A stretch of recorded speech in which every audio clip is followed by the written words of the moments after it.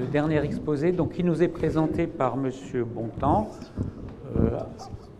au titre de 3 personnes, Mme Bohème et Myriam Leguet, sur des données d'une part conceptuelles et d'autre part des enseignements statistiques issus de l'inventaire forestier national.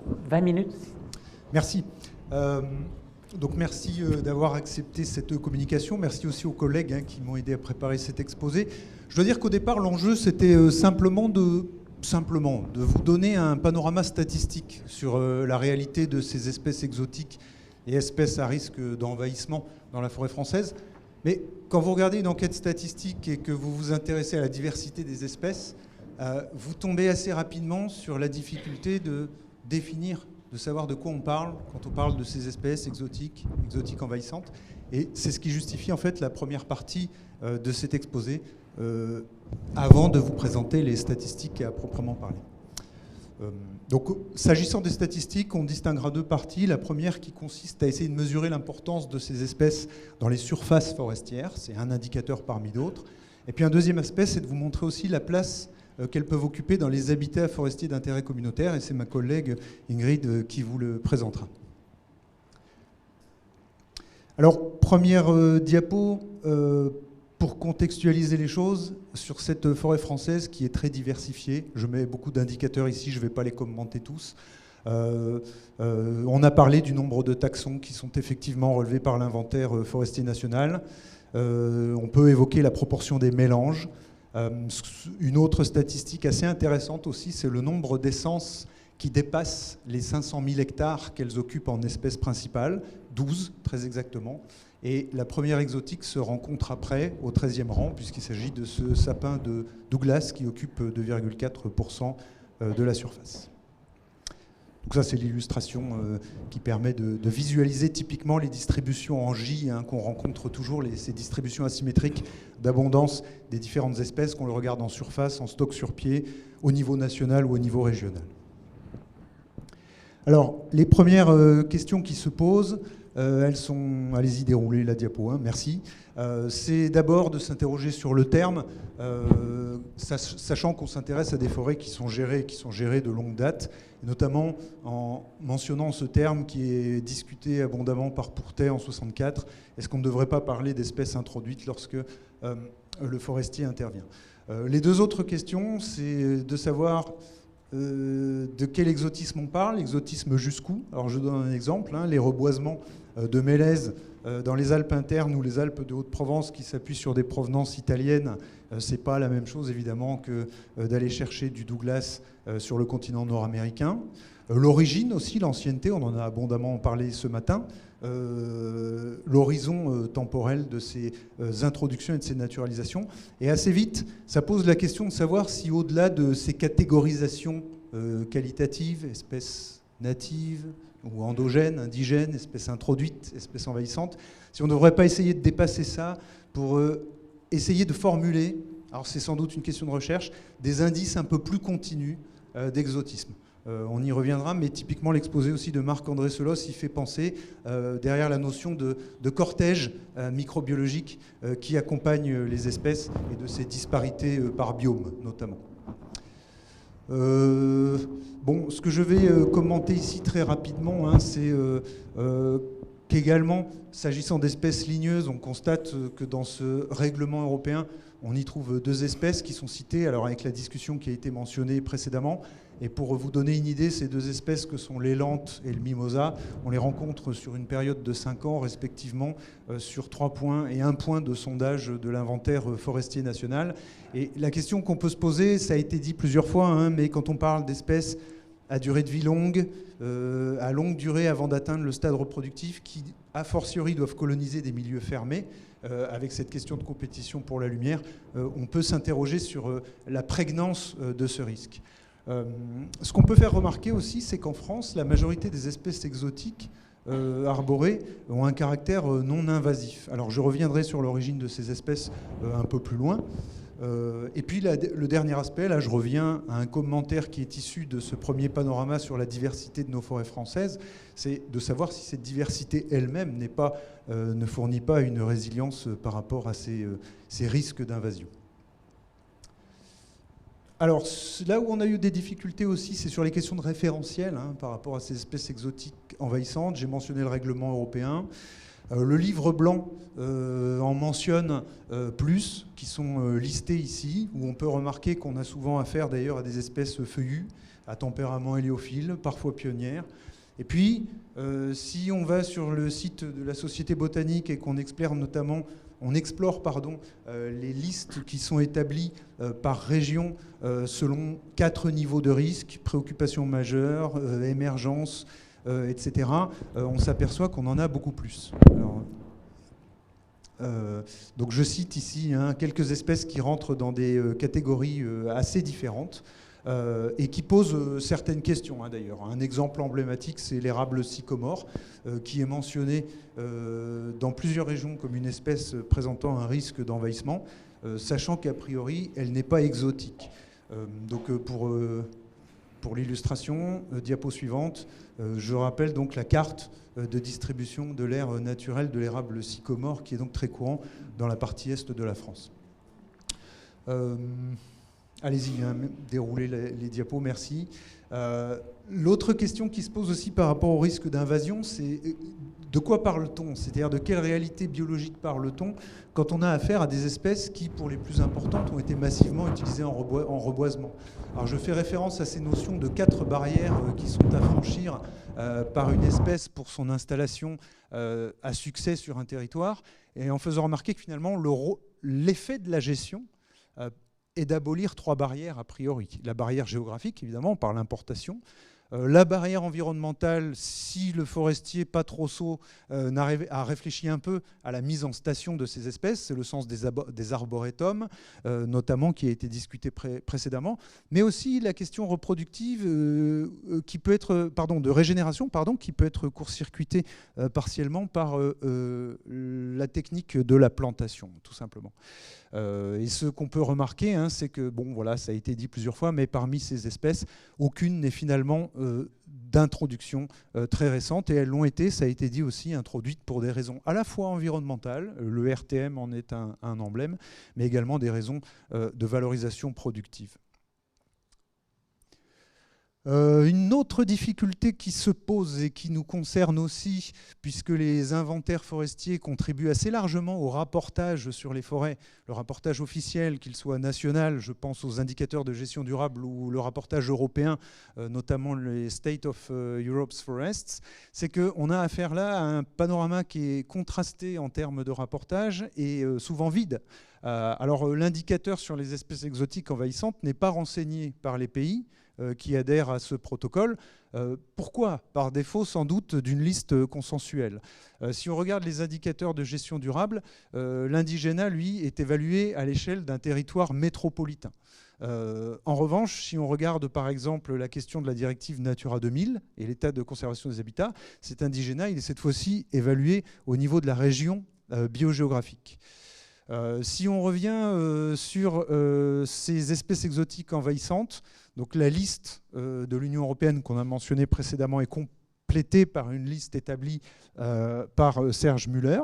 Et puis, si on regarde cette liste, parmi les 33 espèces mentionnées, on a donc 5 arbres qui y figurent. Donc ça génère à la fois l'échelle géographique de prise en compte, l'absence d'un référentiel unique, génère de la disparité et de la confusion dans le rapportage forestier.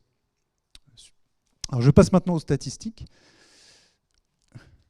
Alors je circonscris un peu les stats qui vont vous être montrés. D'abord, la période, c'est une période de référence de 5 ans, c'est l'approche consensuelle autour de l'inventaire forestier, pour vous donner simplement l'importance des espèces. Je vais essayer aussi de vous illustrer des tendances temporelles d'évolution de l'importance de ces espèces, et là je vais tirer parti du caractère très avantageux qu'on a depuis 2005 en France d'avoir un inventaire forestier national qui est annuel, et c'est une propriété qui est partagée par très peu d'inventaires forestiers dans le monde, il faut le savoir. Je mentionne les États-Unis, les pays nordiques, notamment Suède et Finlande, la Suisse. Et donc on a cette chance, et c'est aussi une opportunité que je tiens à partager aujourd'hui, qui est que cet outil-là peut tout à fait être utilisé pour opérer un suivi beaucoup plus dynamique de l'importance des espèces et qu'on peut décliner par territoire, qu'on peut décliner par indicateur ou en fonction de nombreuses choses. En termes de variables, on pourrait en imaginer énormément. C'est d'ailleurs quelque part un champ de recherche à part entière sur la valorisation de ces données, mais celle que j'ai choisie, c'est la quantité de surface et la proportion de surface qui sont occupées par les espèces, et notamment les espèces exotiques et espèces à risque d'envahissement, dès lors qu'elles sont devenues espèces recensables et principales du peuplement. Qu'est-ce qu'on cherche ici? C'est donc un indicateur conservatif. Ce que je cherche, c'est à vous donner un tableau de l'abondance de ces espèces quand elles sont devenues à part entière des espèces majeures dans les peuplements. Alors je distinguerai 3 catégories rapidement, donc ces espèces endogènes ou natives, les exotiques et celles qui présentent un risque. Alors allons-y, diapo suivante.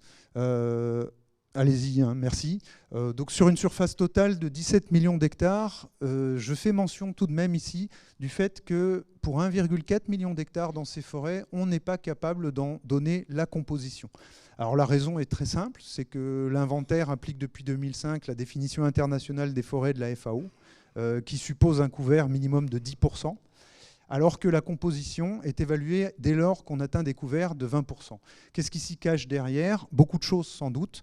Pour une bonne part, les nouvelles forêts spontanées qui se développent en France, sur un rythme qui reste environ de 70 à 80 000 hectares par an additionnels de forêts, qui sont très certainement des forêts ouvertes, peu denses, mais également peut-être d'autres forêts qui peuvent correspondre à des situations de blocage de régénération ou de forêts beaucoup plus ouvertes. Alors, lorsqu'on regarde le critère d'espèces principales recensables, on rencontre 107 taxons, très exactement, et j'exclus 2 catégories qui sont d'autres feuillus ou d'autres résineux qui ne sont pas précisés, mais qui correspondent à 8 et 4 unités d'échantillonnage respectivement sur 5 ans, c'est-à-dire 29 000 hectares. Voici donc ici ce nombre d'espèces déclinées par catégorie, en essence principale recensable. Donc ce qu'on constate, c'est donc évidemment une majorité d'espèces endogènes qui représentent 13 millions et demi d'hectares dans nos forêts françaises pour une surface cumulée de 86%. Je donne à chaque fois dans la dernière colonne la plus importante, occupée par l'espèce la plus importante. Donc ces exotiques, on en rencontre 31 dans cette situation et elles correspondent à une surface finalement assez relative encore, malgré tous les efforts d'introduction et de boisement qui ont été consentis dans l'histoire, à 13% des surfaces. Et si on regarde les exotiques à risque d'envahissement, cela représente 12 espèces pour une surface cumulée de 3% et demi, la plus importante étant le pin noir d'Autriche pour 1% des surfaces. Donc, ce qu'on peut dire de ces exotiques, c'est qu'elles ont évidemment une contribution à la diversité ligneuse des forêts du pays, qu'elles restent minoritaires et a fortiori celles qui présentent des risques d'envahissement et qui posent aussi la question du poids respectif de dynamique écologique naturelle et du rôle de la gestion et de l'interventionnisme par rapport à leur importance. Alors à ce titre, je fais aussi remarquer que s'agissant des 4 espèces qui sont listées sur le dernier alinéa, d'un point de vue de l'inventaire forestier national, ce sont des zéros statistiques. C'est-à-dire qu'on a trop peu d'unités où elles sont observées pour qu'on puisse produire une estimation et a fortiori un intervalle de confiance qui prend des proportions pathologiques. Donc d'un point de vue statistique, elles n'ont pas de réalité en tant qu'espèce principale de peuplement. Voici la traduction graphique des statistiques que je viens de vous donner, donc qui sont les courbes de cumul, qui permettent à la fois d'apprécier la diversité en termes de nombre de taxons dans chaque catégorie et leur importance verticale. Alors une autre statistique encore qu'on peut mentionner, c'est que si j'assemble les surfaces de l'ensemble des espèces classifiées comme présentant un risque d'envahissement, tout ensemble, elles représentent moins de la surface de chacune des 10 premières espèces présentes dans nos forêts. Suivante. Alors ici, c'est un tableau qui liste ces espèces, qui vous en donne les surfaces. On retrouve évidemment parmi elles, parmi le top 4, on retrouve 3 espèces qui ont fait l'objet d'exposés aujourd'hui. Donc ça signifie aussi que les perspectives sont représentatives.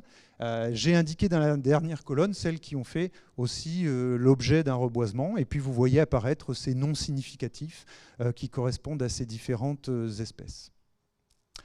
Un dernier aspect que je vous illustre, c'est la question de la proportion des espèces feuillues et résineuses dans tout ça, puisqu'on avait été assez marqué de constater qu'après un siècle d'expansion des forêts françaises, et malgré tous les débats qu'on a pu avoir sur l'enraisinement dans les décennies passées, d'un point de vue de l'inventaire forestier national et des compositions des peuplements, la proportion de feuillus et de résineux est restée la même dans nos forêts. Le ratio est inchangé. Ce qui fait qu'on parle d'enraisinement, c'est que le résineux est apparu dans des territoires où il n'existait que des feuillus. Mais la proportion statistique est la même. Alors, qu'observe-t-on? Que si on prend toutes les espèces, un quart de ces espèces, 28%, correspondent à des espèces résineuses, et c'est l'idée que nos forêts sont originellement très feuillues, et le reste. Si on regarde les espèces natives, cette proportion est encore plus faible, hein, puisqu'on a 17% de résineux. En revanche, lorsqu'on regarde les espèces exotiques, et en particulier celles qui ne sont pas classifiées dans la catégorie de risque d'envahissement, on monte à 67%. Donc ça nous dit deux choses, c'est que les exotiques qui ont été utilisées en reboisement, évidemment, sont majoritairement résineuses, on le sait, mais qu'elles font partie aussi de la catégorie des espèces qui ne présentent pas ce risque invasif, en moyenne. Et puis parmi ces espèces exotiques à risque d'envahissement, on retrouve en revanche une proportion qui est très proche de la proportion moyenne nationale, qui est d'un quart, et qui souligne cette idée que cette question-là, cette catégorie-là d'espèces à risque d'envahissement est en effet plutôt une question d'espèces feuillues, pionnières et ou héliophiles. Alors je vous montre maintenant quelques tendances. Ouais, donc on avance sur les tendances temporelles, je vous les illustre ici. Allez-y, déroulez les diapos. Donc le pin noir d'Autriche, c'est 2700 hectares par an additionnels. Je vous suggère aussi de regarder l'ampleur de l'intervalle de confiance. Ensuite, pour le robinier faux acacia, on a une tendance de progression sur 15 ans qui est de l'ordre de 1000 hectares par an. Et puis enfin, donc je vous donne quand même la statistique pour cette espèce indigène qui est l'érable, qui est de 5000 hectares par an, et pour le chêne rouge, près de 2000 hectares par an. Donc l'érable est cette espèce qui présente la dynamique la plus forte dans cette catégorie. Sur le pin, en revanche, sur le pin laricio, on n'observe pas de tendance sur cette période. Alors vous notez aussi la fluctuation interannuelle qui est très forte, qui correspond à la fluctuation d'échantillonnage propre à une enquête statistique. Allez-y. Ce que je veux juste faire remarquer sur cette diapo, c'est que la progression... Donc, rappelez que la forêt française progresse en surface tous les ans de 0,5%, et que la progression de ces espèces en particulier apparaît comme étant un peu plus rapide que celle de la surface forestière en moyenne, de l'ordre... Donc je vous donne le taux de progression par an qui est de 1 à quelques pourcents. Et donc ça pose une question. On a une dynamique qui est plus rapide, en effet. Et la difficulté, à nouveau, pour celles qui font l'objet d'une mise en valeur forestière, c'est d'essayer de faire la part de ce qui est l'intervention humaine et de la dynamique naturelle, question à laquelle on pourrait essayer de répondre en explorant un peu plus ces données, parce qu'on a des indicateurs de gestion qui sont diversifiés dans le peuplement, mais je n'ai pas de réponse à vous fournir aujourd'hui. Oui. Alors je passe aux habitats. Ingrid. Du coup, je vais faire vite. Hein. Donc allez-y, s'il vous plaît. Donc en fait, je vais juste vous dire que l'inventaire forestier relève sur ces points le type d'habitat potentiel. Donc je ne vais pas détailler ça pour vous montrer plutôt des graphiques avec les résultats.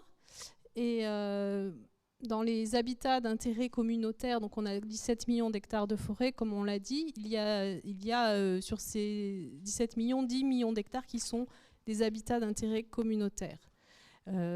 Donc je vais vous présenter des résultats qu'on a sur deux variables.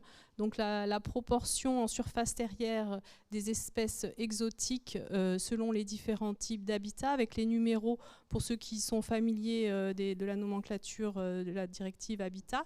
Et alors ce que vous voyez, c'est qu'il y a quand même une hétérogénéité de la présence des exotiques selon les types d'habitats d'intérêt communautaire. Et vous voyez le fond de couleur qui correspond au seuil dans le rapportage Natura 2000 qu'on s'est mis pour dire que c'était un mauvais état de conservation en orange, un état intermédiaire en jaune et un bon état en vert. Voilà. Et donc finalement, il y a quelques habitats qui ressortent plus que d'autres. Donc vous les voyez affichés ici. Je vous les laisse lire. Il s'agit beaucoup d'habitats qui sont liés au bord des rivières ou alors des habitats plutôt clairs en fait. Est-ce que vous pouvez passer à la diapo suivante? Donc là, c'est une représentation concernant la présence d'espèces exotiques envahissantes. Donc sur la base de la liste de l'Union européenne qui datait à l'époque de 2017 et avec l'ajout des espèces du livre de Serge Muller pour les espèces qu'on pouvait trouver en forêt. Et vous voyez aussi que c'est réparti de façon assez inégalitaire selon les habitats, avec à peu près les mêmes types d'habitats qui sont concernés finalement par ces espèces exotiques envahissantes. Ici, donc, il n'y a pas que des arbres, ce sont aussi toutes les espèces herbacées. La suivante. Donc, qu'est-ce qu'on peut dire sur cette présence par type d'habitat d'intérêt communautaire? Donc, que ce n'est pas régulier selon les types d'habitats. Il y a eu plusieurs on peut distinguer un peu plusieurs profils. Par exemple, dans les habitats productifs, donc dans les hêtraies acidiphiles, on a eu beaucoup d'introduction de Douglas, c'est ça qui ressort. Après, dans des habitats beaucoup moins productifs, au contraire, on a essayé d'introduire des essences exotiques qui étaient plus rustiques et qui auraient plus produire que l'habitat que l'espèce naturelle, comme les pins sylvestres et les pins noirs, par exemple. Et puis, par contre, dans les habitats plus alluviaux, plus liés à des milieux plus au vert, c'est là où il y a une introduction involontaire, finalement, de robiniers et qui s'est répandue dans tous ces milieux-là. Donc, c'est un peu les différents profils qu'on a concernant ces... Voilà, voilà, bah, c'est fini. Donc, je vais laisser la parole. Moi, je vais peut-être laisser juste la diapo allumée et dérouler là. Un des points importants, une des premières conclusions importantes, je ne vais pas toutes les développer, on pourrait y revenir, c'est vraiment sur cette idée de catégorisation de ces espèces. Et à nouveau, je vous le dis, quand on est amené à devoir traiter des entièretés de données qui concernent le territoire national entier, et y compris du point de vue du rapportage, la question c'est de savoir est-ce que c'est un champ pertinent de développer des recherches sur l'idée, si ça fait sens, d'un indice d'exotisme plus continu qui tiendra compte à la fois de dimensions spatiales, temporelles sur l'origine de ces espèces, peut-être, et d'autres aspects de traits fonctionnels ou de traits écologiques de ces espèces. Ça, c'est quelque chose qui nous semble faire vraiment défaut. Sur la suivante, je soulignerai simplement cette idée, c'est que, je l'ai dit déjà, on dispose de cet outil dont je vous ai donné un aperçu aujourd'hui sur ce suivi continu qui est permis par l'inventaire. Sachez qu'il y a une quantité phénoménale de données qui sont collectées par l'inventaire, c'est de l'ordre de 200 variables par point, et il va encore s'enrichir puisque cette année on met en place un protocole de régénération, de suivi de la régénération et de l'abrutissement des dégâts de gibier qui va pouvoir renseigner de façon plus précoce encore sur la présence de certaines espèces. Et je pense qu'il y a là un potentiel qui est à valoriser à la fois d'un point de vue statistique, mais aussi pour mener des recherches plus étayées et peut-être nouvelles aussi sur la dynamique de ces espèces selon les différents territoires ou différentes catégories de gestion. Et c'est l'invitation que je mets pour finir en fin de diapo. Je vous remercie.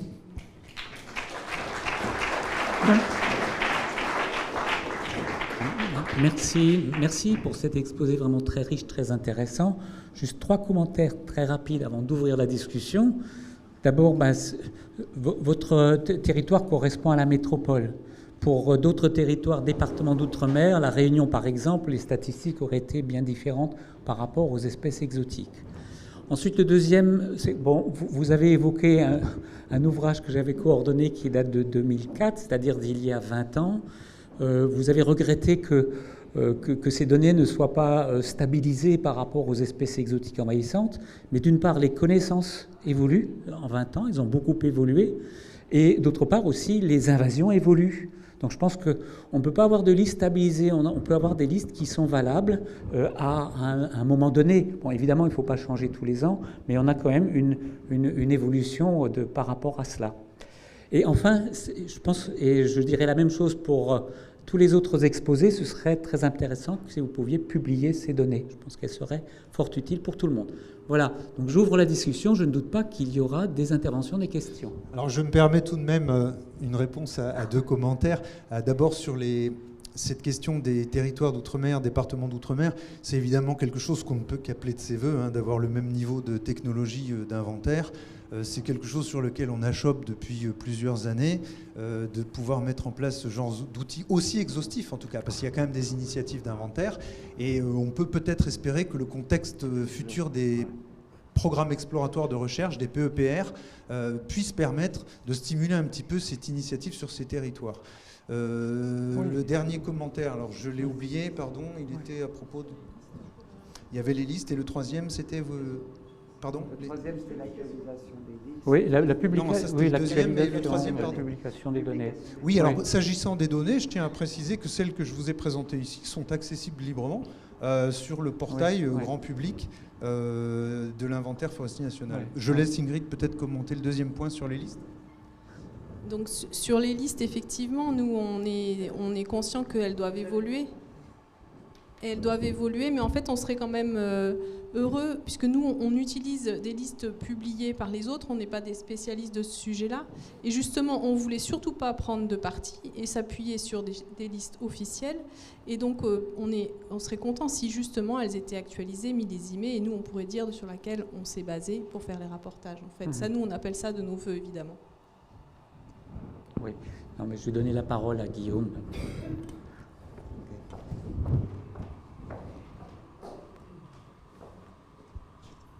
Merci Jean-Daniel, merci Ingrid pour cette présentation. Donc évidemment, j'ai des réactions sur la question des définitions des exotiques et puis des exotiques envahissants, parce que je pense que c'est deux choses différentes. Il y a l'espèce exotique. Je pense que la définition, elle est forcément binaire. Après, on peut dire exotique européenne, exotique extra-européenne, etc. Après, on peut prendre en compte des distances. Mais entre exotique et indigène, je pense que il y a un consensus de toute façon pour le coup, il y a un consensus international sur la définition. Je pense que ce n'est pas tellement là-dessus qu'on peut travailler. Par contre, sur la question de exotique envahissante, ça c'est complètement autre chose. Il y a évidemment des degrés d'invasion différents, il y a des risques différents, il y a des invasions avec des impacts forts, des invasions avec des impacts moins forts. Donc là, effectivement, il y a de quoi travailler. Mais ce que je voulais dire là par rapport, parce que a été interpellé le site de l'ASBF, par rapport à une autre remarque qui avait été faite tout à l'heure, c'est pas l'ASBF qui décide qu'une espèce est exotique, envahissante ou pas. Nous, en l'occurrence, on reprend les listes qui sont établies par les conservatoires botaniques nationaux, qui, eux, ont une échelle d'appréhension de leur territoire d'agrément. Donc, qui ne correspond pas forcément à un territoire biogéographique, et encore moins au territoire métropolitain. Et la manière de quantifier le degré d'invasion, il est très clair, il y a un protocole très clair. En fait, il y a un maillage, souvent sur des mailles de 1 km², ou pour certains, ils sont encore peut-être à la maille de 4 km², et c'est le nombre de mailles dans laquelle l'espèce apparaît nouvellement, donc par intervalle de temps, c'est souvent 10 ans. Donc sur 10 ans, on regarde combien de mailles de 1 km² ont été colonisées spontanément, pas par introduction volontaire, mais spontanément par l'espèce. Et en fonction de la vitesse, on dit c'est une invasion rapide, c'est une invasion un petit peu plus lente, ou il n'y a pas d'invasion du tout. Un terme de terminologie aussi, parce que plusieurs fois, il a été question d'espèces à risque d'envahissement. Mais là, on ne parle pas d'espèces à risque d'envahissement, on parle d'espèces exotiques invasives avérées. Et ce n'est pas pareil, parce que autant on peut prévenir l'introduction d'espèces exotiques invasives avérées, que des espèces à risque d'invasion, c'est beaucoup plus difficile. C'est un grand défi de la recherche en écologie des invasions, c'est d'avoir des caractéristiques, des traits de vie qui permettent de prédire si une espèce que l'on va introduire risque de devenir invasive. Alors il y avait les questions, Marc-André Sellos est parti, mais ces questions justement d'adaptation par rapport à des ennemis naturels, il y a des questions de croissance, de vitesse de croissance, de capacité de photosynthèse, il y a tout un tas de traits maintenant qui permettent de prédire. On sait qu'il y a des genres plus à risque que d'autres, notamment le genre Acer, et la question du sycomore, c'est pas parce qu'une espèce est très dynamique qu'elle est exotique envahissante. Évidemment, l'espèce est indigène en Europe. Par contre, elle est invasive en Nouvelle-Zélande, elle est invasive en Amérique du Nord, etc. Donc là encore, c'est une question de territoire de référence. Oui, alors j'ai plein d'autres choses à dire. Et je dois dire, pour souligner encore sur ce point, je dois dire que c'est précisément, Guillaume, ce qui nous pose problème. Par exemple, dans les définitions que tu as mentionnées ce matin, j'ai entendu cette idée de territoire sans qu'on le précise et qui peut, je crois, pour le public qui est là, correspondre à des réalités très différentes. Moi, je souligne à nouveau cette difficulté, c'est-à-dire que, on l'a vu d'ailleurs dans le rapportage, quand le rapportage décide que l'exotisme se rapporte au niveau national ou que d'autres conventions réglementaires le décident au niveau régional, et si oui, lesquelles? Parle-t-on de région écologique? Parle-t-on de région administrative? Moi, je dis que ça touche à part entière à la notion d'exotique. C'est-à-dire, oui, on sait très bien ce qu'est une espèce exotique et une espèce indigène dans l'absolu, c'est un sens biologique. Mais dès lors qu'on commence à aborder les questions de portée spatiale ou temporelle, cette notion et cette classification commence à devenir un problème. C'est là qu'on perd l'évidence.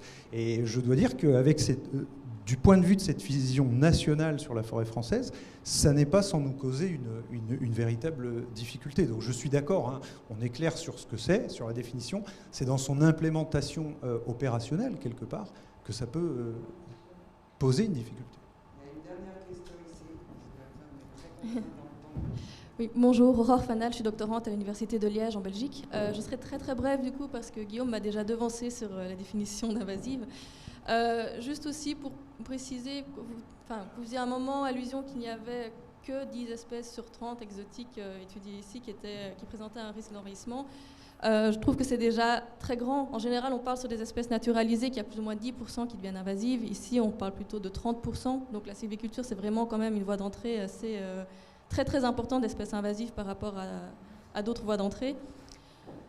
Et aussi, si je devais justement parler d'espèces à potentiel envahissant, je parlerais plutôt alors des autres exotiques tels que le Douglas par exemple que vous évoquiez, puisqu'il ne faut pas oublier qu'il y a un effet de masse aussi, de pression de propagule. Donc au plus, si on se dit qu'au final il n'y a pas trop de risques et qu'on augmente fortement les plantations dans une optique d'adaptation des forêts au changement climatique, on risque à ce moment-là de dépasser des seuils critiques de propagule et de justement avoir des nouveaux phénomènes d'invasion importants qui vont arriver, principalement avec des espèces non européennes.